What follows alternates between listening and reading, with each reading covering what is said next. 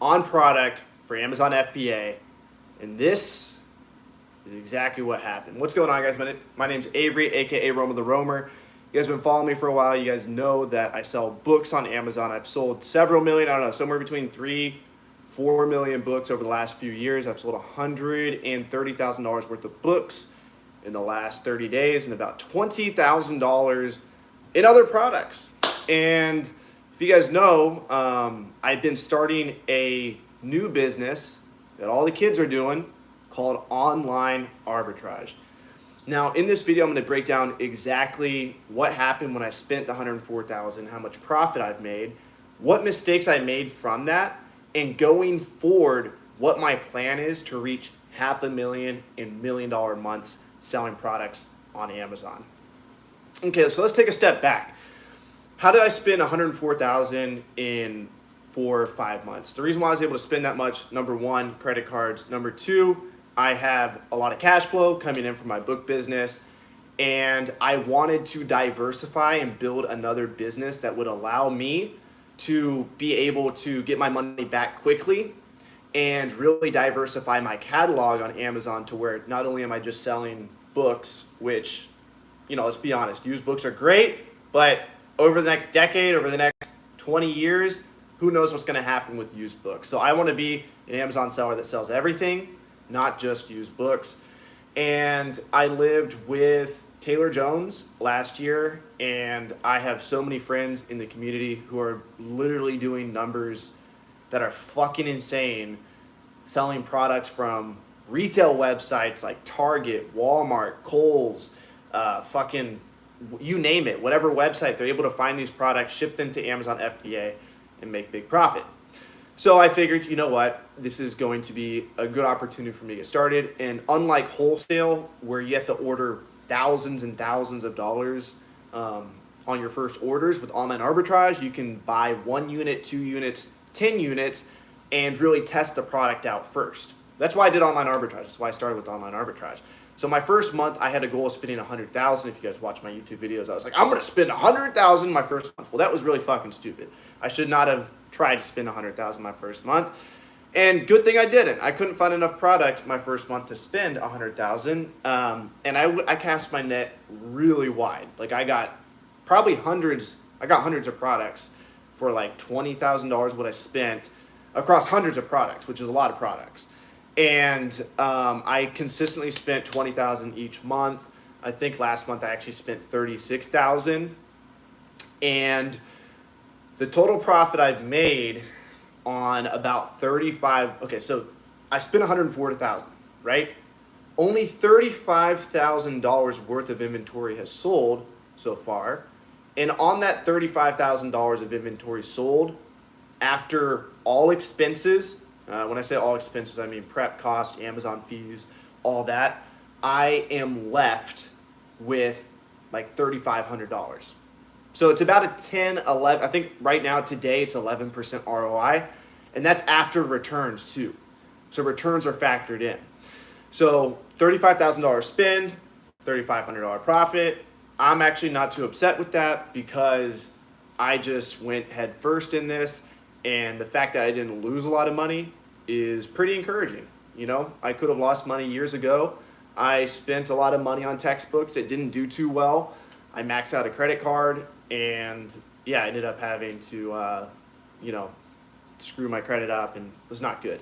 So the fact that I was able to spend, well, now I spent $100,000, and I'm out $70,000. So I've gotten like 30 something thousand back. So yeah, 38,000 I think back. So I'm happy.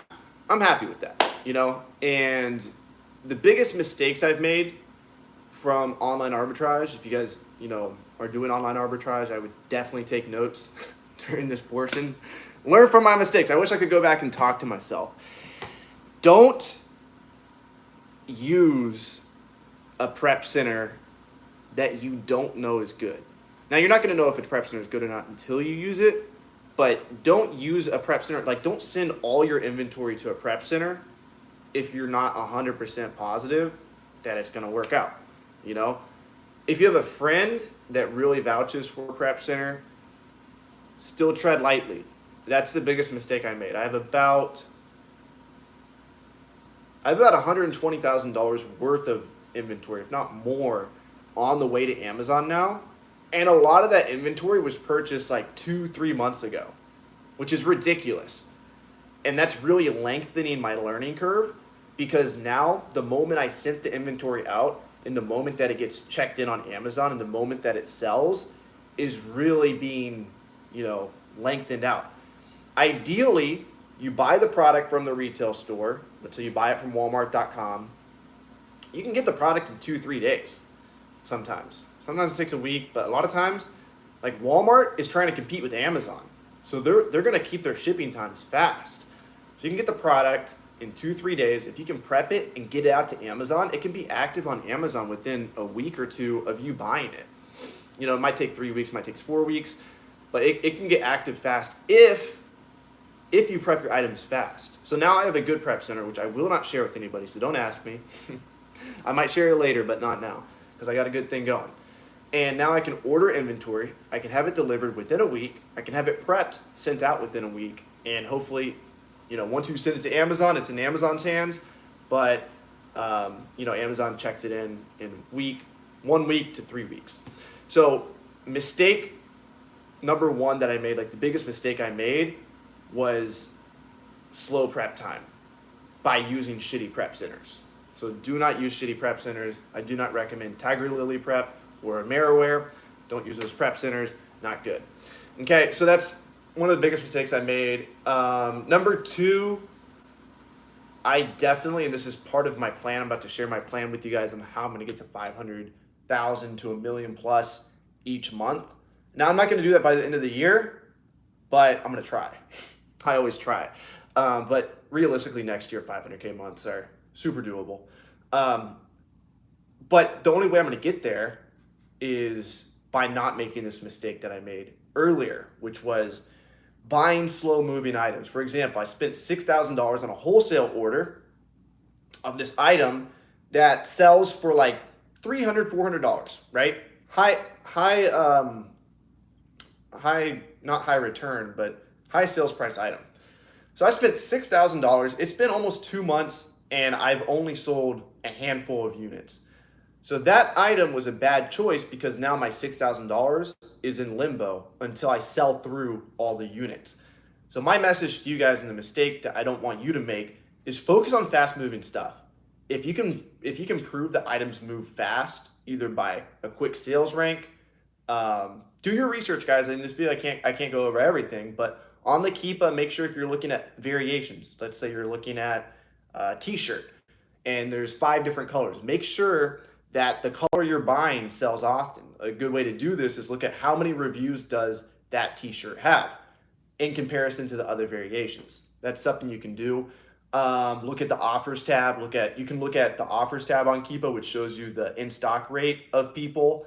And if you see somebody's stock go down dramatically over time, they're selling a lot. So focus on faster moving stuff because you can get your inventory back that much faster. So those are 2 big mistakes I made. I would say a third mistake would be just not networking enough. So make sure you network with the community. Make sure when you find a good lead, share it with a good friend who you also know does OA. Because this is the thing about OA leads is like you can't buy all the stock a lot of times, or maybe you don't want to, but it's a good product. So why not share that opportunity with your friend? Maybe there's like an order limit of 20. You can't buy more than 20, or maybe you can only buy 5 every day. There's a product right now going crazy, but you only can buy 5 every day. So you're going to sell all those units. So why not share it with a friend, and then they'll return the favor in the future. So you can really build your network of good sources and really just share good opportunities with people, which is going to come back to you. Okay, so that's another tip for you guys. So this is my plan for moving forward, and this is how I plan on scaling to 500K months. So right now I have a lot of momentum with online arbitrage.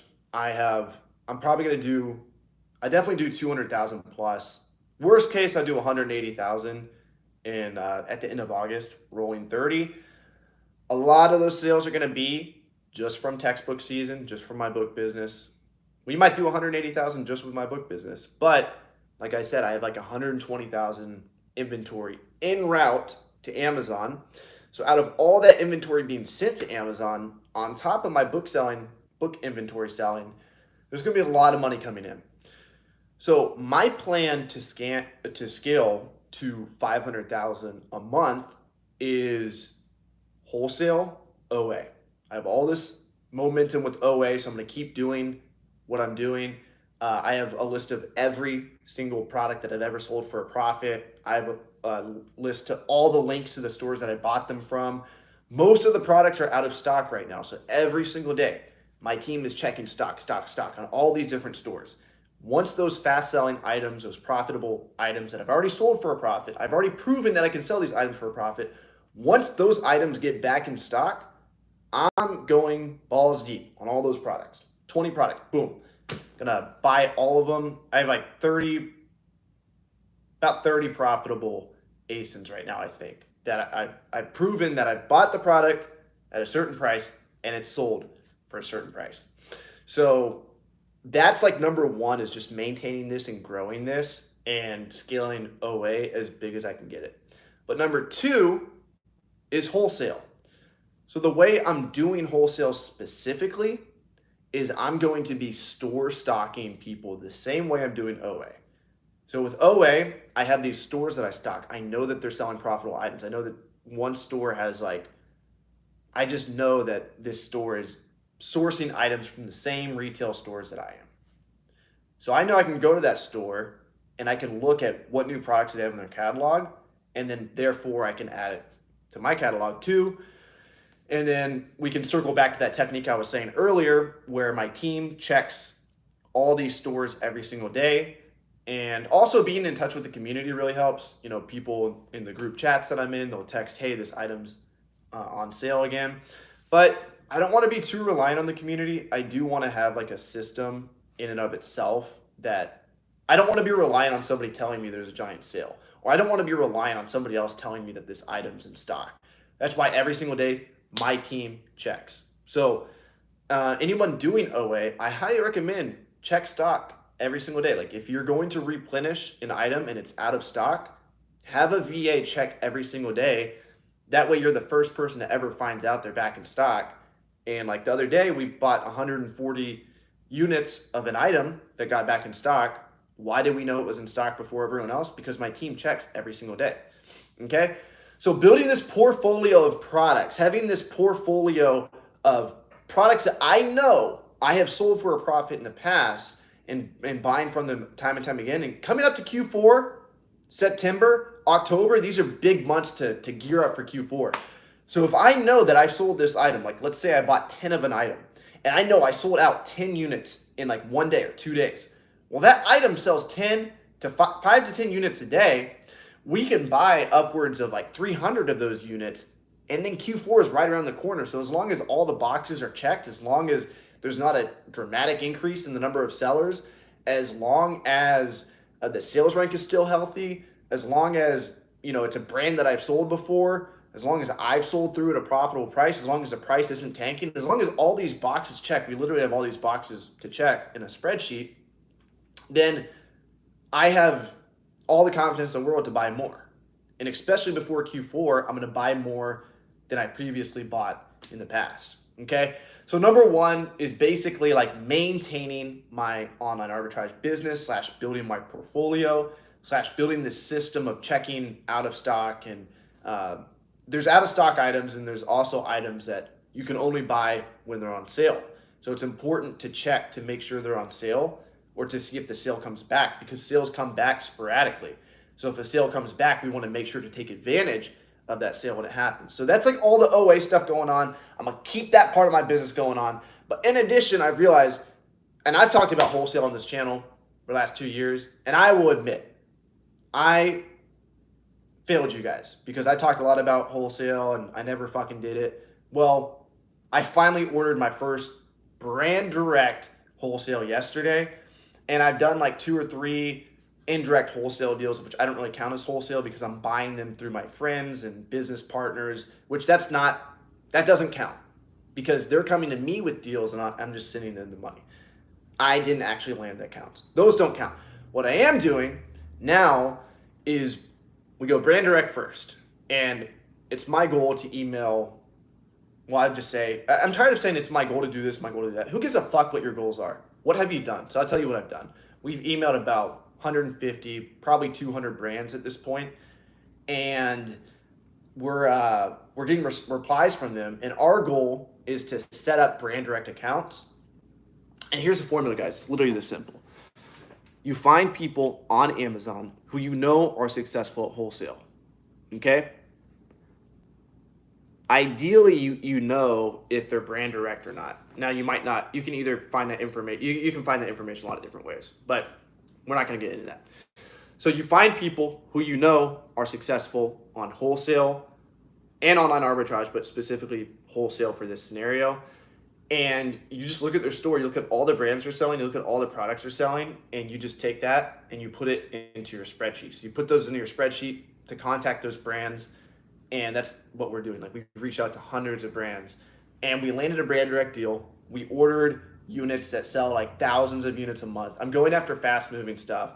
Like, I don't think I want to go above 20,000 sales rank. I want to stay below 20,000 sales rank because the name of the game is volume, volume, volume, fast moving shit.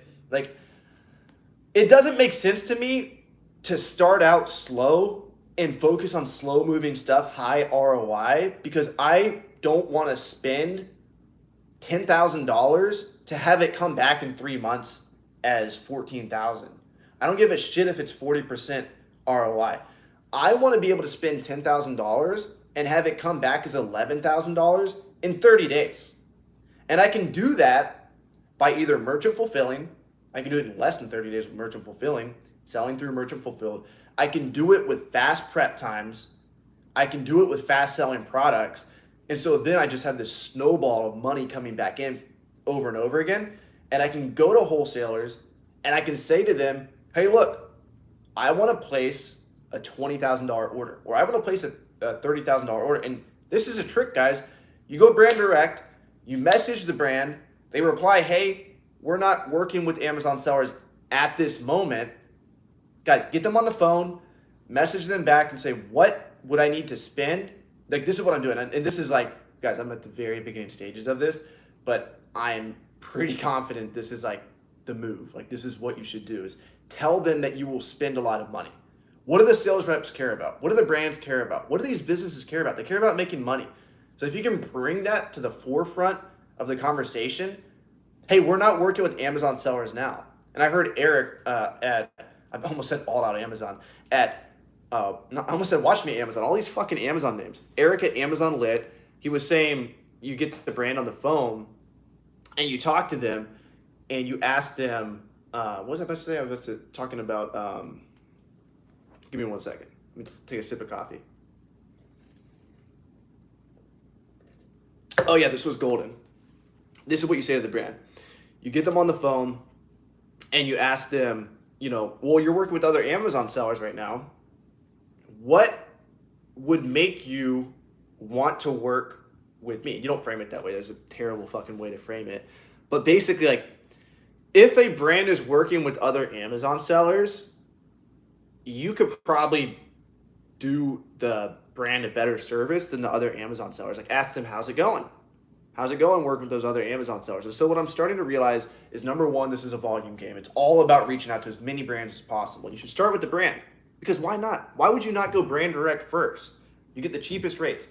If the brand says no, you can get a list of distributors, or they'll just give it to you. Sometimes they won't, sometimes they will, but get the list of distributors. And then also, we haven't gotten to this stage yet, but what we're doing now is we're just getting the low-hanging fruit, whatever brands will work with us. And we're also going after, like I said, we're looking at Amazon stores that we know are just cranking fucking profit out. And we're looking at all the brands they're selling, and we're going to go after and we're going to land accounts with either those brands or distributors that sell those brands, because we know that these products sell. So we're going to target the brands or the distributors and brands that sell those products. Okay. So that's really, like, in a nutshell, my plan to hit 500K to $1 million plus each month. Again, I'm at 150,000 now. Times are getting crazy. Like, I used to think 150K was a lot, but I actually feel like it's not fucking much at all. Like, I feel like I'm behind.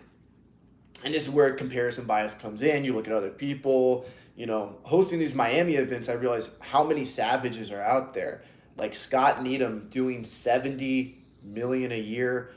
Like these literal children, Warner, Fields of Profit, Miles, KT Hustles, learning from all these guys. I'm in all their courses. I took all their courses, and I'm definitely in learning phase right now. I'm learning as much as possible. I'm like a sponge. But like I said, I'm at 150K, and I feel like I'm fucking behind. Like where it's at is like 500,000 and up club, and it's completely doable. Like if you would have told me that a few years ago, I don't think I would have believed it. I'd be like, 500,000. That's for like people with huge warehouses. I'll get to 500,000 and I won't have a warehouse yet.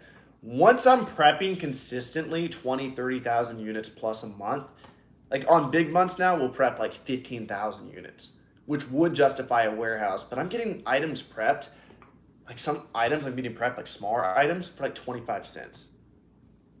Like it's actually ridiculous.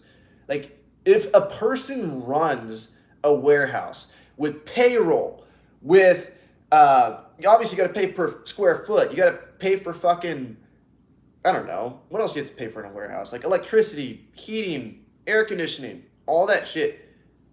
You would be hard pressed to find people, you know, prepping less than 20,000 units a month that are able to keep their cost per unit under 25 cents. Most people would be proud to be able to have an average prep cost of 25 cents. And I've negotiated with my prep center to prep my shit, some of my shit, for 25 cents. There's no reason for me to get a warehouse now. The reason why I'll get a warehouse, two reasons. Number one, obviously to save money on prep, which it will, because I'm paying $1.85 for other units. But also I need to get a warehouse in a tax-free state for it to make sense. Like I can't get one here in Tennessee. I probably will get one here in Tennessee or Kentucky eventually. And I really do think that wholesale / books is going to be like my big business long term. But I think OA is like the machine to get there. And I don't think I'm letting go of OA anytime soon. Like I think I'll be doing OA for like at least the next 3 years heavy, but slowly transition to wholesale. Like I'm already doing wholesale deals now. Like wholesale just makes sense. Like if you can place an order of 5,000 in 1 second versus having to like hustle and do all this weird shit. Everyone that does OA, you know, there's like a lot of weird stuff you have to do with OA. There's like a lot of weird things. But yeah, that's really it, guys. Thanks for coming and watching this video. If you guys have any questions, we do have 20 people in here, so I'll answer any questions you guys have below. You guys got me for a little bit longer, and then we'll end this video. I'm about to go reply. This is one mistake I've made with wholesale. Probably my biggest mistake is not replying to emails. I have a goal of emailing 1,000 brands in the next 7 days. And like I said, we're probably at like 200 right now. And I have all these emails coming back in and I just won't reply to them. I've done it like 3 times. I did it like a couple years ago where I'm just like, I'm just going to do this. I'm like looking back at emails now and like, guys, like the opportunity is now. Like there's still a big opportunity just in general on Amazon. And like these brands that I reached out to years ago, like I'm reaching back out to them. I'm like, hey, it's me again. Like, sorry, we're not accepting new Amazon sellers at the time. I'm like, damn, I could have gotten in with that brand and kept them and built their relationship and had exclusivity to them. But I was slacking. I got too excited and then forgot about it. What happened to beginning Colombia? I'm going back to Colombia in 1 week. I'm just here in the States speaking English with my family, visiting family. You never know what's going to happen. You know, keep your family close. You just never know. So I don't ever want to go away for too long. My goal to travel the world, my goal to go everywhere, literally every country in the world, the bad ones, good ones. But I'm not in a rush to do it. And I think I'm going to be floating around for a while. So just going to countries like Colombia. I'm in love with Colombia right now. And then coming back to the States and using my parents' house as a home base instead of, you know, why would I pay for a high rise in Miami and waste like fucking $2,000-$3,000 a month? If not, I mean, we were paying $4,000 a month for our place in Brickell. Ridiculous. Why the fuck would I do that? Do you use a VPN when purchasing products overseas? Yeah, you need to if you have an overseas team and they're going to be doing any purchasing, just use like a New York VPN. Just set it up, and also use an incognito browser. Use a catch-all. If you guys don't know what a catch-all is, just Google how to use a catch-all or YouTube it. Basically, it creates like a bunch of different emails for you, so you can order from one website over and over and over again. Incognito browser is good. Yeah, just check all the boxes on things you need to do differently. Hey, Romer, I made my first sale with your site restricted inventory. Thank you, 100%. Thank you for using my service. Restricted inventory is still going good and strong, guys. I really appreciate everyone who uses that service. We sell your textbooks, CDs, DVDs, and we split the profits with you 50-50. So if you guys have restricted products in general, go to restrictedinventory.com. You can simply type in the name of the product and see how much profit you would make. My team does a prepping, packing, everything for you at no charge. And then when Amazon pays us, we split the profits 50-50. Other questions real quick, guys. I'm about to go shoot some more YouTube videos. So keep your eyes out for the content coming this week. What questions do we have? Questions about anything. Questions about travel. Questions about rewards points. I really don't know that much about rewards points. Checkmate Flips in the house says, what's up, Avery? What up, Checkmate Flips? What up, Seth? I will be heading back to Colombia in a week. I'm like on the fence of just like not speaking Spanish at all. That was a Freudian slip right there. I'm on the fence of not speaking English at all and only speaking Spanish. And but at the same time, like I think the important thing is to like speak Spanish every day. I don't think the important thing is not speaking English. And so it's my goal to become fluent in Spanish in 4 months. I have about I have 8 weeks, I have 2 months, and then I have 3 weeks in the United States, which I don't count towards learning Spanish. But I have been taking an hour Spanish class every day, so I probably should count this time. But yeah, we got somebody saying, how are you approaching Q4? So I'm not doing anything crazy. Like I look at Q4 as like icing on the cake, but I'm not going to ignore the fact that it is Q4. It's my first real Q4 selling other products other than books on Amazon. I know books do well during Q4, so I know that increase in revenue for my book business is going to help me buy more product anyway. But like I said, my whole plan of attack with online arbitrage and wholesale is just build a portfolio of profitable products like I have the links to all the websites, check the stock every day, order products that sell out fast, and just continue to build this list over time. That's really my strategy to getting a lot of product. Some Tim Ferriss learning, that's how I see Q4 icing on the cake. Yeah. And you know, September for sure, I'm going to be placing big orders. September, October, bigger orders, because I know from selling on Amazon for 5 years that during Q4, there are some slow check-in times. I also do want to get my MF game down. I've been not having great luck with MF so far, but if I can get a couple products. What's up, Cheryl from Southeast Alabama? Where's everyone from, by the way? Comment where you're from below. I'll let you know if I've been there. I've probably been everywhere. I've been everywhere, man. Johnny Cash. Yeah, so Q4, I'm going to continue pricing good, try to sell through as quickly as possible, ideally have some type of MF operation going. I have prep centers all over the country, so I'm ready to pivot anywhere. We got Brianna from Connecticut. We got Jasmine from Michigan. We got Checkmate Flips from good old Colorado. Yeah, and one more thing with Q4 that I do want to do is I want to get distributors in Nashville because I have my team here in Nashville.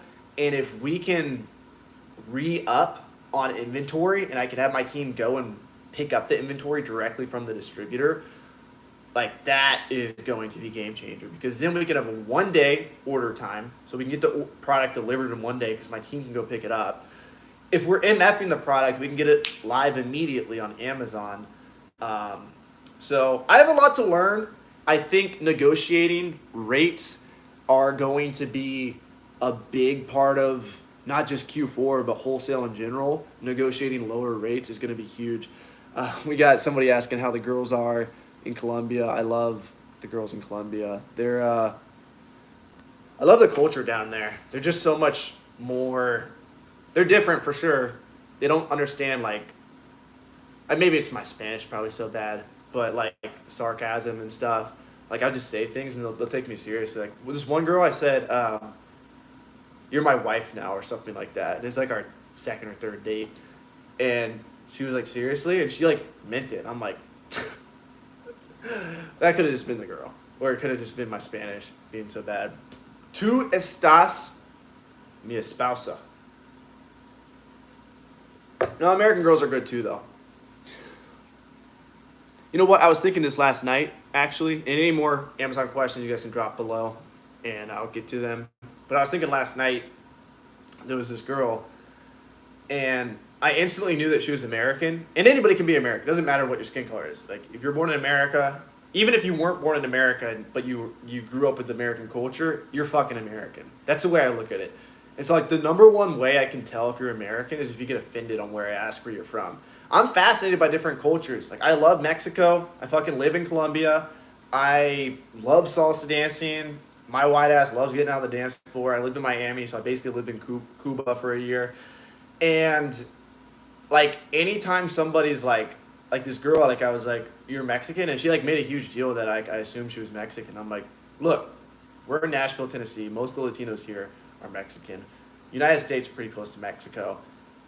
You dance like a Mexican, and Mexicans dance different than Cubans and from Colombians. And, like, I knew she was American at that time because she was offended by it. And she talked American as fuck too. She had that white girl accent like this, you know? And it's like, you're American, you know? So I'll probably get banned. This video is probably demonetized now for that rant.